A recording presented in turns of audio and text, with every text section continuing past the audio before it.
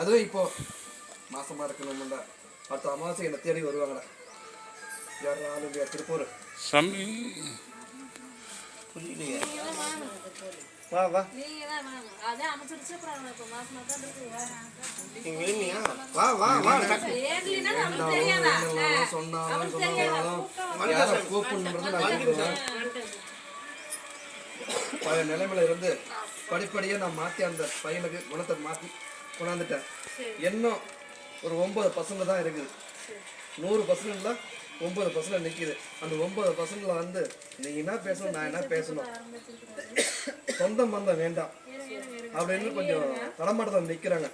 வார்த்தை கொஞ்சம் விடுறான். அவன் கூட கொஞ்சம் ஆள் இருக்கிறாங்க, அந்த மாதிரி ஆளுங்க. அந்த ஆளையும் நான் தட்டுறேன். தட்டின உடனே அவனே இறங்கி வருவான். போதுமா? நான் சொல்றேன், இறங்கி வருவான். இறங்கி வந்தோடனே அவன் ஒரு மனசில் ஒரு குறை வச்சுக்கிறான். வளைகாப்பு வைக்கும்போது வீட்டில் வைக்கலாமா, ஒரு ஆளுக்கு வைக்கலாமான்னு அவன் எது மனசில் நினச்சிட்டு இருப்பான். அவனே சொல்லுவான். நம்ம கேட்டு பாருங்க. அவன் இருக்கிற திசையிலையும் நான் தான் இருக்கிறேன். புரியுதா? ஒன்று அங்கே நடந்தாலும் சரி, இங்கே நடந்தாலும் சரி, அவனே அவன் வாயில வரும். நான் காத்து நிற்கிறேன். புரியுதா? எங்களுக்கு தேடி வந்து சொல்லுவாங்களா இல்லை நாமளே போகணுமா சாமி? வருவான், சொல்லுவான். வளைகாப்பு வைக்கும்போது நீங்கள் போயிட்டு நல்ல மாதிரியாக செய்கிறோம். ஆனால் முதல் தடவை என் பிள்ளைக்கு இது வேணா நான் அந்த மாதிரி செய்ய போகிறேன்னு சொல்லிட்டு நீங்கள் போய் முதல்ல அவங்கக்கிட்ட ஒரு பேச்சுவார்த்தை நடத்திட்டு வாங்க. அவங்க முதல்ல ஒரு பழமொழி நீங்கள் எப்படி செய்யணுமோ அந்த மாதிரி அவங்க வீட்டில் போய் நீங்கள் கொடுத்துட்டு முழுமையாக நான் வந்து வளைகாப்பு நான் என் ஆடுகள் தான் வைக்க போகிறேன்னு சொல்லிட்டு வாங்க. பேச்சுவார்த்தையில் அவங்க ஒத்துட்டு வந்துடுவாங்க. புரியுதா?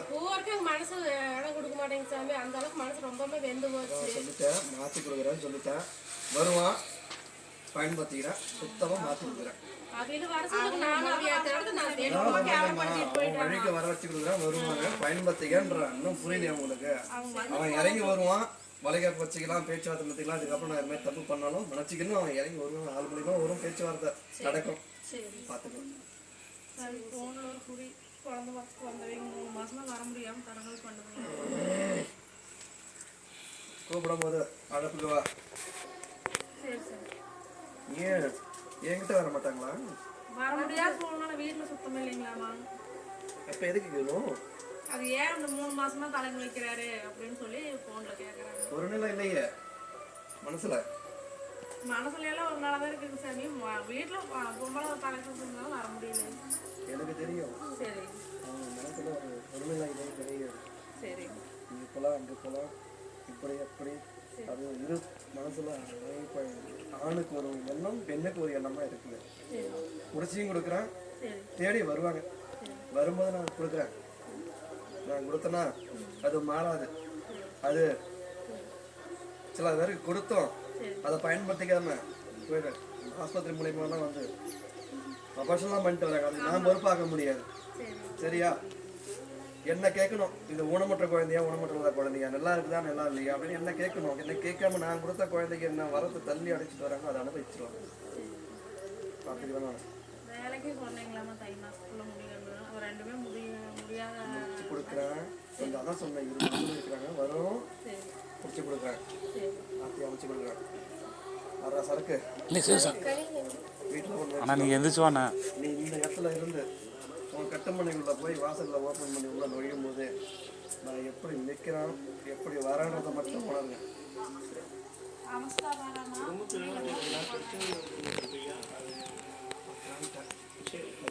அது ரகசியமாக நான் பேசுகிறேன். ரகசியம் வேறு மனையாக சொல்கிறேன். அதையும் முடிச்சு கொடுக்குறேன், இதையும் முடிச்சு கொடுக்குறேன். எதிர்பார்க்காத சூழ்நிலை வருது, பயன்படுத்திக்கோ. ஒரு வேலையும் எனக்கு பக்கத்தில் அமைச்சு கொடுக்குறேன். தூரத்தில் தேவையில்லை, பக்கத்துலேயே அமைச்சு கொடுக்குறேன். 2 பேருமே அங்கேயே போய் வேலை செய்யுங்க.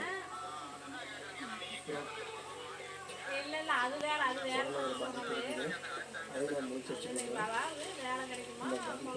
என் பொண்ணுக்கு ஒரு நாளைக்கு வாங்க, எல்லாத்தையும் முடிச்சு உங்கள் எதிரியாக நினைச்சவங்க எல்லாமே ஒன்றா பார்த்து வணங்கி போகிற அளவுக்கு நான் காப்பாற்றிக்கிறேன். போதுமா?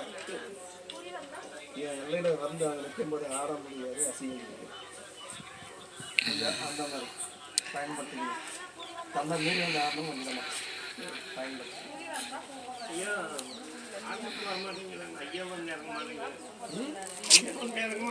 நான் வருவேன். அது நான் கூட்டுக்கிற புள்ள உடம்பு தாங்கல, பிரச்சனை நடக்குது. அது எப்படி சொல்கிறது, லேடிஸாக இருக்குது. அதனால் நான் வந்து அது சில விஷயங்களை வந்து இறங்க மாட்டேன். அதனால் கொஞ்சம் நான் ஒதுங்கி நிற்கிறேன். எப்போ வந்து இறங்குறது நான் இறங்குவேன். நான் இறங்கணும் இறங்கினாலும் உன் மனையில் கட்டும்போது இந்த வாசனையும் வரும், இந்த ஜவ்வாது வாசனையும் வரும், திருப்பதி நிறைய வாசனைகள் வரும், அனுபவிச்சிருக்கீங்க. அது வரும்போது என்ன நினைக்கணும், நான் இருக்கிறோன்றது புரியுதுங்களா? ஆடா ரைட்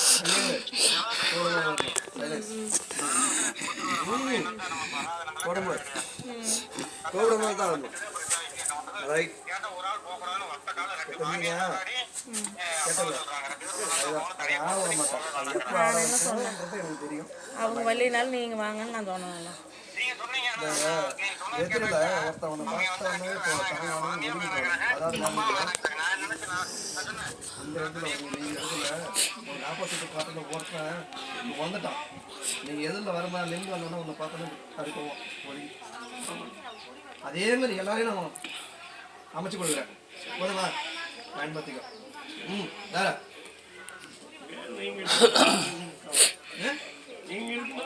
போன வெள்ளிக்கிழமை உன் வீட்டிலே நான் வந்து விளையாடிட்டு வந்தேன். அது தெரியுமா தெரியாதா உங்களுக்கு? நீ பூட்டிட்டு போட்டுனா என்னால் உள்ள போய் பார்க்குறீங்க. நீ எத்தனை பூட்டி போட்டாலும் சரி, எந்த ரூபத்துலாலும் உன் வீட்டு உள்ள போயிட்டு உன் பூஜாரில் பூரா தொலைச்சிட்டு வெளியே இருந்தான். அதாவது உனக்கு பார்த்தியா அந்த பூஜாரில் எப்படி இருக்குன்னு பார்த்தியா? பார்க்கலையா? பார்க்கலையா? உன் பூஜாரில் போன வெள்ளிக்கிழமை உன் பூஜை வந்து நான் வந்து உருண்டு விளையாடிட்டு வந்திருந்தா. அங்கே இருக்கிற ஒரு பொருளை நான் வந்து சாப்பிட்டே வந்தேன். அதுவும் தெரியுமா?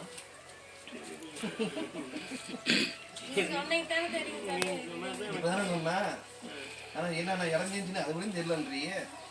அப்படி என்ன வச்சு சேவலாக நிற்கிறேன், கண்டுபிடிக்க முடியல ஒன்றால.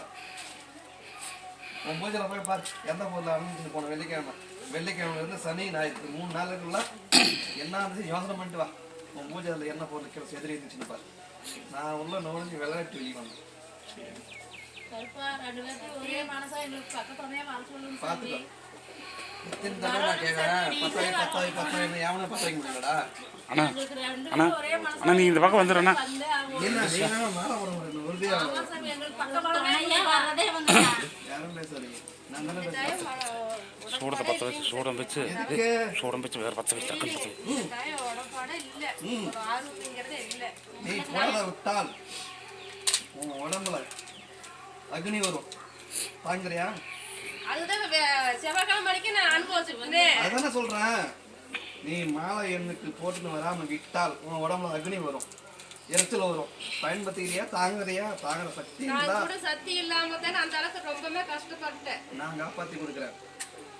எந்த சுயநிலையும் சரி, சோதனை வரும், வேதனை வரும், கஷ்டம் வரும், அத்தனையும் தாங்கி என் தாய் நிற்கிறா முன்னாடி அப்படின்னு நினைச்சு மேலே போடு.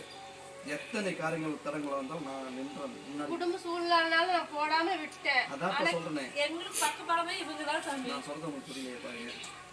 எத்தனை கஷ்ட சூழ்நிலையில இருந்தாலும் அத்தனையும் நான் தாங்கி நிக்கிறேன். என் தங்கச்சி நிக்கிறா. புரியுதா? உனக்கு 1000 கஷ்டம் இருக்கலாம், நீ நினைக்கலாம். எனக்கு இவ்வளவு பேரை இருந்து எனக்கு நடமாடாது. நான் என்ன பண்றதுன்னு தெரியல. நான் வந்து கணவன் கூட நிம்மதியா இருக்கத்தான், உள்ள கூட நிம்மதியா இருக்கத்தான், ஊருக்கு நிம்மதியா இருக்கத்தான் அப்படின்னு ஒன்று கண்ணீர் விடுற புலம்புற அதெல்லாம் எனக்கு தெரியும். நான் அதான் நான் சொன்னேன். அது வேண்டாம், அப்புறமா ரகசியமா நான் சொல்றேன். அதை நீங்க வெளிக்கும் போது நான் வச்சுதான் சொல்லுவேன். அதை நீ கவலைப்படாத. என் தாய்க்கு போற மாதிரி தட்டளைக்கு புரியுதா? வேற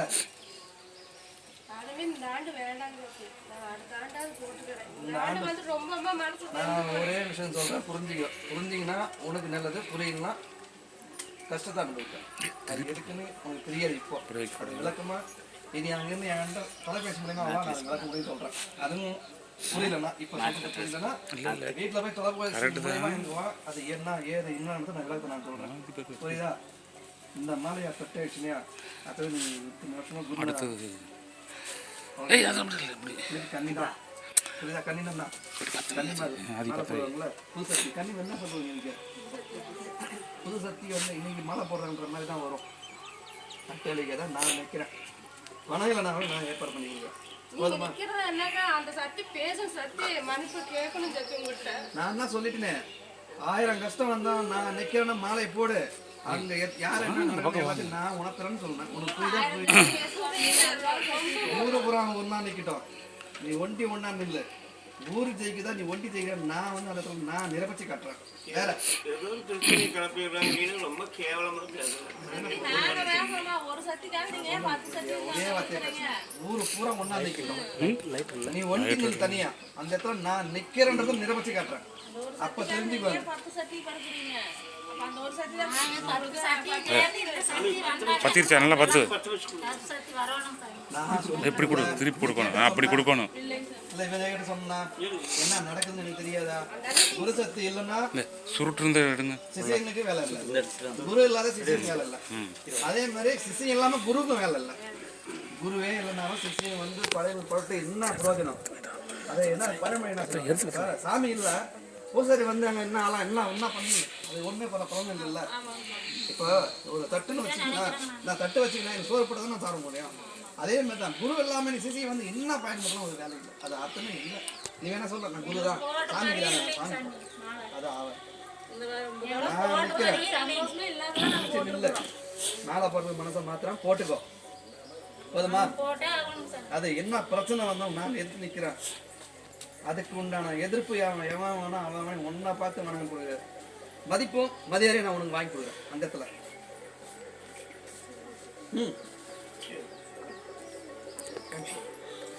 எனக்கு உறுதி வாங்கி கொடுத்தாருப்பா, நான் போட்டுக்கிறேங்கிற உறுதி எங்களுக்கு வாங்கி கொடுங்க. அதான் சொல்லியிருந்தேன், என் பேச்சு என்ன சொல்லிட்டு அனுபவிச்சிருவாங்கன்னு. யாரை சொல்லி என்ன கேட்க வேண்டாம். எனக்கு மனசு நிம்மதி இல்லாம சார். நான் சொல்லிட்டு நான் அது அப்படியே என் வார்த்தைக்கு அவங்க மீறிட்டாங்கன்னா அப்புறம் அவங்க தான் அனுபவிப்பாங்க. நான் தான் நேராக தான் சொல்கிறேன், மறைச்சு பேசலையே. நீ சொல்லி கேட்டனா இல்லை, நீ சொல்லி கேட்டனா இல்லை, இவரை சொல்லி கேட்டானா இல்லை, நீ சொல்லி கேட்டனா? எனக்கு யாருக்கு என்ன வரம் கொடுக்கணுன்றது எனக்கு தெரியும், கொடுக்கவும் தெரியும். என்னை மதிக்காத போனால் அந்த கொடுத்தா வரதை வாங்குவோம் எனக்கு ரிட்டன். செவ்வாய்க்கிழமை மணிக்கு நான் அக்னிக்கிழமை இருந்த மாதிரி தான் இருந்தேன். நான் தான் சொல்லிட்டேனே, நீ மாலாப்புறத விட்டால் என்னுடைய எரிசலுக்கு போவோம் அக்னியை நீ தாங்க மாட்ட. சொல்ல புரிஞ்சுதா?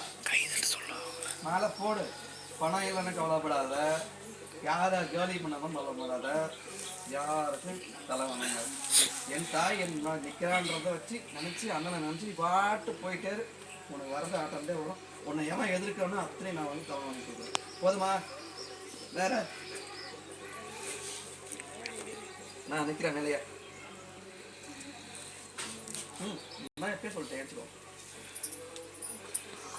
நான் பேத்தி வேணும் ஏரியா பேர வேணும் சொல் மேலே வைக்க போறியா? நீங்க எது கொடுத்தாலும் நாங்க வாங்கிக்கிறோம். தூக்கி கொஞ்சம் நீங்க எது கொடுத்தாலும் நாங்க வாங்கிக்கிறோம். இங்க வாரு, நீங்க தான் சரி நான் வரேன் போ. எனக்கு பிள்ளையே வேண்டாம், இப்ப நீங்க தான் வரணும். நான் சொன்னேன், அது எப்படி கூப்பிடுறது எனக்கு தெரியும், எப்படி வர வைக்கணும்னு அப்போ வராட்டி கொடுப்பேன். புரியுதா? என்னடா எதுக்கடா கொடுக்குறா? சார் நீங்களே சரக்கு கேட்டீங்க சாமி. சந்தோஷத்துக்கு கொடுக்குறியா? சந்தோஷம். இல்லை எனக்கு பையன் போகிறது நல்ல மாதிரியா வந்துட்டுனா நான்